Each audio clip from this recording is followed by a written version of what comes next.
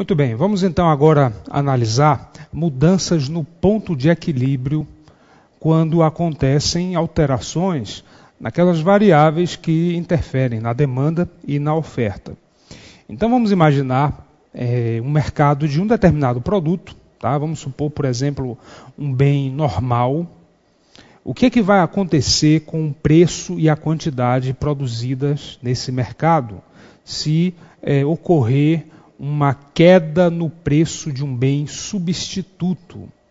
É esse tipo de pergunta que a gente vai encontrar nas questões. Tá? Suponha que X seja um bem normal. O que acontece com o preço e a quantidade de equilíbrio quando ocorre a queda no preço de um bem substituto? Então, para responder esse tipo de questão, nós podemos recorrer ao nosso gráfico, né, de preço e quantidade. O gráfico que mostra o equilíbrio do mercado. Então, temos aqui o preço de um determinado produto, a quantidade. Imaginando que o mercado se encontra em equilíbrio, nós temos aqui uma curva de demanda e aqui uma curva de oferta. O mercado está em equilíbrio quando a quantidade demandada é exatamente igual à quantidade ofertada. Existe um determinado preço correspondente a essa interseção, né, entre as duas curvas. Vamos chamá-lo de P1, da situação 1, da situação inicial. Esse preço provoca a igualdade entre os interesses dos consumidores e os interesses dos produtores.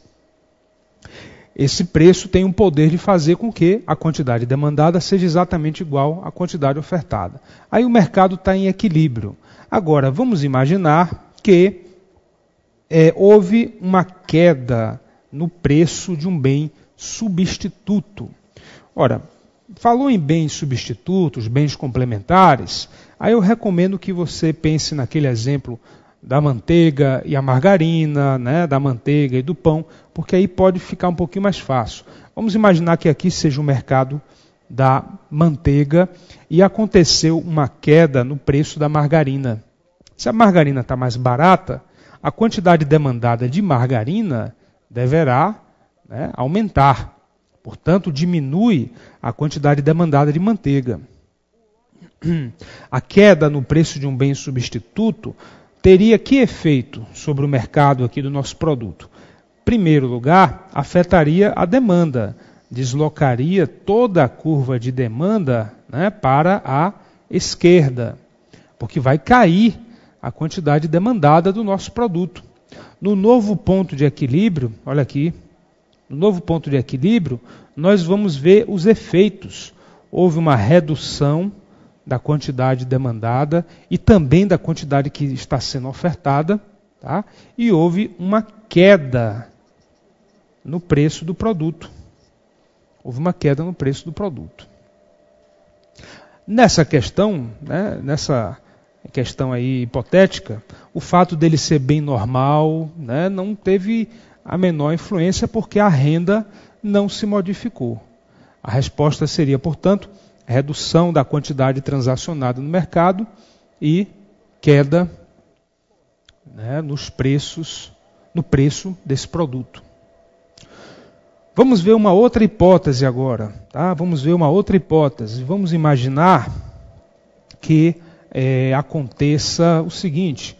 Vamos supor um certo mercado de um bem inferior. Estamos trabalhando aqui com o mercado certo bem inferior, por exemplo, a carne de segunda. O que vai acontecer com o preço e a quantidade de equilíbrio se houver uma queda na renda dos consumidores? Então, já é uma outra hipótese, né? Estamos trabalhando aqui com um bem inferior. O que vai acontecer se a renda dos consumidores cai? Nós já sabemos que o bem inferior ele vai ter um aumento na quantidade demandada quando a renda do indivíduo diminui. Então, o sujeito está mais pobre, a sua renda diminuiu, ele vai ter que consumir mais os bens de segunda linha.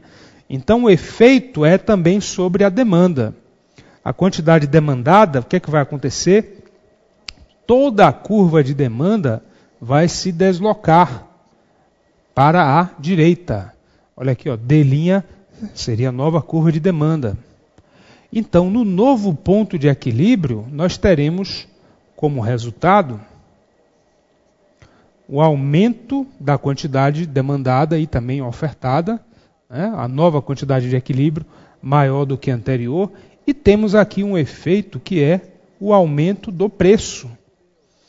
Né? Vai subir o preço. Olha só, a carne de segunda vai ficar mais cara. Por quê? Porque aconteceu um aumento da demanda.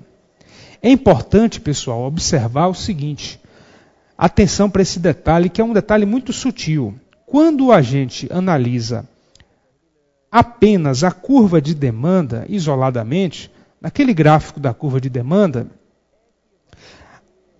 as quantidades demandadas pelo consumidor vão depender do preço de mercado.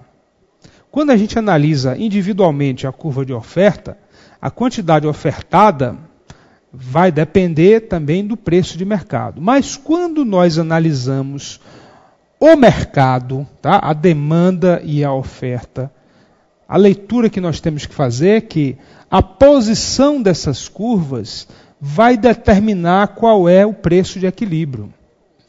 Então, o preço de equilíbrio aqui é uma variável, né, que vai depender da posição dessas duas curvas. Ele é o resultado, sempre ele é dado pela interseção das duas curvas. Ok? Vamos ver alguns exemplos aqui de questões, como é que esses assuntos são cobrados. Então, vamos colocar aí a questão 2, tá? Questão 2 do nosso módulo. É uma questão que vai permitir a gente treinar um pouquinho esses conceitos. E já temos aí, ótimo, já temos aí na tela, né? Então vamos lá. Supondo essas duas curvas de oferta e de demanda de uma certa mercadoria X. Então vamos representar aqui a questão 02, a oferta OX, né? Está se utilizando essa notação. Oferta de X é igual a 400p menos 600, e a dx, a quantidade demandada de x, vai ser igual a menos 100p mais 3.500. Então, a questão pergunta para a gente o seguinte, ó, no equilíbrio, qual é a quantidade e o preço de equilíbrio? Então, é uma questão bem simples, porque nós já sabemos que no equilíbrio existe um determinado preço que causa isso daqui. A quantidade ofertada é exatamente igual à quantidade demandada. Há uma coincidência de desejos entre produtores e consumidores. Portanto, basta a gente igualar as duas equações. Basta a gente fazer. A quantidade ofertada é 400p menos 600, é igual à quantidade demandada, é igual a menos 100p mais 3.500. Pronto, igualando aqui, já temos como calcular o preço de equilíbrio. 500p vai ser igual a 4.100, logo p é igual a 4.100 sobre 500, aqui vai dar 8,2. Já encontramos o preço de equilíbrio. Para encontrar agora as quantidades de equilíbrio, nós podemos pegar qualquer uma dessas curvas. Por exemplo, pegando aqui a curva de demanda, vai ser menos 100 vezes 8,2 mais 3.500. Então a quantidade demandada vai ser 3.500 menos 820, que vai dar, portanto, 2.680. Teremos então aqui a letra C, né? Questão 2, letra C, alternativa correta. A quantidade de equilíbrio é 2.680 e o preço de equilíbrio R$ 8,20. R$2,20. Tá? Questão 2, questão bastante simples, basicamente só exigiu o conhecimento de que no equilíbrio a quantidade ofertada é exatamente igual à quantidade demandada. Bom, vamos ver aqui outra questão, uma questão agora mais teórica. Temos mais algumas questões de cálculo também, mas vamos dar uma olhada nessa questão 4. É interessante porque ela faz uma referência à curva de possibilidades de produção. Vamos lá, questão 4. Assinale o item que completa a afirmativa. Se a economia está em pleno emprego, um deslocamento para cima somente da curva de demanda de trigo leva uma queda gradual no preço do trigo, leva à falência dos plantadores de trigo, não altera a produção de trigo, leva um aumento na quantidade ofertada de trigo e uma consequente diminuição na quantidade ofertada de alguns outros produtos, levará um aumento da quantidade ofertada de milho. Em primeiro lugar, nós temos a informação logo aí no enunciado dizendo que a economia está no pleno emprego. Isso quer dizer o quê? Isso quer dizer que todos os fatores de produção estão sendo utilizados. Toda a terra, recursos naturais, toda a população, né, em idade de trabalhar está sendo empregada. Nós estamos no máximo da produção possível no curto prazo. Então, essa informação diz para a gente o quê? Não será possível aumentar a produção de um bem sem diminuir a produção de outro bem. Quando a economia está no pleno emprego, acontece custo de oportunidade. Né? Para produzir mais de um bem X, eu tenho que produzir necessariamente menos de algum outro bem Y, ou Z, ou W. Tá certo? Bom, então isso é um primeiro dado. O segundo dado é que houve um deslocamento para cima da curva de demanda de trigo. Então vamos analisar aqui o mercado de trigo. Vamos colocar aqui a questão 4. Temos aqui o mercado de trigo. Vamos consertar aqui esse eixo. Olha aqui o preço e aqui a quantidade. Aqui a origem, temos a curva de demanda e a curva de oferta. O mercado está em equilíbrio com esse preço, P1, e está produzindo, né, essa quantidade Q1, que é a quantidade que está sendo também adquirida pelos consumidores. Por algum motivo, essa curva de demanda se deslocou para cima. Quando ela se desloca para cima, né, ela, na prática, está se deslocando também para a direita, ela está se expandindo. Essa informação permite que nós imediatamente percebamos, né, a gente pode perceber imediatamente que no novo ponto de equilíbrio teremos o quê? Um aumento no preço do trigo. E também temos aqui um aumento na quantidade demandada de trigo. Isso pode ter acontecido, por exemplo, porque a renda dos consumidores aumentou, algum motivo fez com que a curva de demanda se expandisse. Bom, com esse gráfico agora a gente pode analisar as alternativas. Né? Na alternativa A, temos o seguinte: isso levará a uma queda gradual no preço do trigo? Falso. Vai levar a um aumento no preço do trigo. O novo ponto de equilíbrio, né, já que houve um deslocamento da demanda e a oferta é a mesma, essa expansão da demanda vai implicar no aumento do preço do trigo. Então a letra A está errada. Na letra B, levará à falência os plantadores de trigo? Muito pelo contrário, os plantadores de trigo vão ficar muito mais satisfeitos, porque eles agora vendem uma quantidade maior de trigo e a um preço mais elevado. A receita total das firmas produtoras aumentou. Não há por que eles irem à falência, pelo contrário, né? Na letra C, não alterará a produção de trigo? Falso. Olha aqui, no novo ponto de equilíbrio, o mercado vai funcionar aqui. Então vai haver uma produção maior de trigo. A produção se eleva.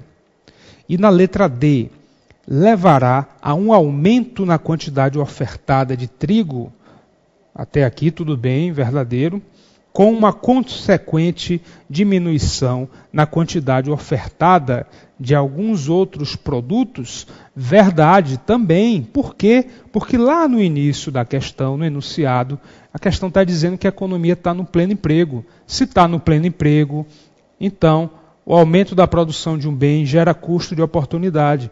Necessariamente, outros bens deverão ter redução na sua produção. Então podemos marcar aí a letra D, é a afirmativa correta. Ok? Questão 4, letra D é a afirmação correta. E o erro da letra E? Levará um aumento na quantidade ofertada de milho? Não. Se a economia está no pleno emprego e se houve aumento da produção de trigo, o milho não tem como aumentar. O que pode acontecer com a produção de milho é diminuir. Por quê? Para gerar mais trigo, as empresas tiveram que deslocar trabalhadores, capital, para a produção desse bem. Portanto, a produção de milho, o que pode acontecer com ela é diminuir, mas aumentar não seria possível. Então, questão 4, letra D de dado. Vamos aqui a mais questões. Vejamos uma questão aqui interessante, que é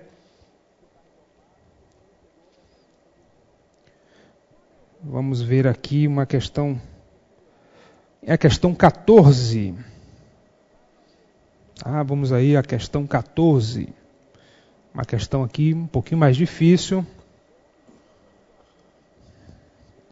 Já temos aí na tela? Muito bem. Então vamos lá. Considere as equações PS é igual a 100 mais QS. Essa equação aí mostra a curva de oferta. E PD é igual a 280 menos 4D. Mostra a curva de demanda, ou de procura. Tá? Demanda e procura, a mesma coisa. Bom, existe um preço acima do preço de equilíbrio que, se vigorasse no mercado, provocaria um excedente de produção de 18 unidades do produto. Que preço é esse? Sobe um pouquinho a tela aí. Um excedente de produção de 18, sobe um pouquinho a tela aí, por favor, unidades. Vamos aí subir a tela, 18 unidades do produto, isso. Esse preço é igual a quanto? 230, 240, 250, 260. Observe que nessa questão 14, não é para calcular o preço de equilíbrio, não. A questão pergunta qual é esse preço que gera esse desequilíbrio, esse excedente de produção. Então vamos ver como é que a gente vai resolver aqui essa questão 14. Já é uma questão aí um pouquinho mais complicada, mas a lógica de resolução é praticamente a mesma. Observe que nós temos aqui duas equações. A primeira equação que descreve a curva de oferta, ela diz para a gente o quê? Ela diz que PS, o preço que interessa aos ofertantes, o preço que as empresas consideram na hora de decidir quanto elas vão produzir, é igual a 100 mais 5 QS, e a curva de demanda, vamos colocar aqui, curva de demanda PD é igual a 280 menos 4 quantidade demandada, o preço que interessa aos consumidores. Bom, se houver um excesso, um excedente de produção de 18 unidades do produto, isso quer dizer o quê? Como é que a gente vai escrever isso usando uma linguagem matemática? Excedente de produção significa o quê? Que a produção é maior do que a demanda em 18 unidades. Então, traduzindo para uma linguagem matemática, a situação é a seguinte: QS menos QD é igual a 18. O esforço que a gente tem que fazer aí é traduzir para uma linguagem matemática. Isso aqui é o excesso de produção de 18 unidades. Se a gente pegar a quantidade ofertada pelas empresas menos a quantidade demandada pelos consumidores, vai dar igual a 18. Bom, que preço é esse, portanto? O que nós temos que fazer, em primeiro lugar, é pegar essas equações aqui e colocar em evidência a quantidade ofertada e a quantidade demandada. Vamos pegar primeiro, então, da curva de oferta. Eu tenho que PS é igual a 100 mais 5 QS. Então, colocando a quantidade ofertada em evidência, farei, fazendo aqui as devidas substituições, QS, portanto, é P menos 100. Aqui eu já não vou mais usar PS, não, eu vou usar P, simplesmente. Por quê? Eu quero saber qual é o preço que está fazendo com que a quantidade ofertada seja maior do que a quantidade demandada. É o mesmo preço, eu quero saber que preço é esse. Então eu terei o seguinte, QS é igual a P sobre 5 menos 20. Por enquanto eu só fiz colocar aqui em evidência, colocar QS em evidência. Certo? Essa curva de demanda aqui, eu vou fazer o mesmo raciocínio. Se eu tenho aqui que PD é igual a 280 menos 4 QD, vou colocar a quantidade demandada em evidência também. Aqui eu posso trocar o sinal. 4 QD é igual, colocando aqui, trocando o sinal, 280 menos P. Então eu tenho que a quantidade demandada vai ser igual a 70 menos P sobre 4. Então encontrei aqui também a mesma coisa, a equação da demanda, só que colocando Q em evidência.